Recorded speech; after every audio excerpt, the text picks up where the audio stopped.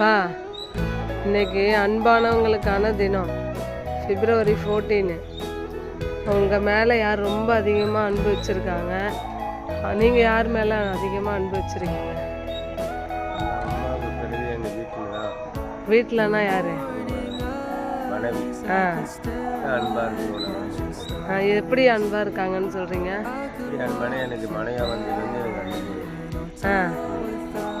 நீங்கள் வந்து நைட்டு வந்தீங்கன்னாக்க ஒரு வேளை தான் சாப்பிடுவீங்க. ஆனால் வந்து அதை சமைச்சு வச்சா அதை எடுத்து போட்டு சாப்பிட மாட்டீங்க.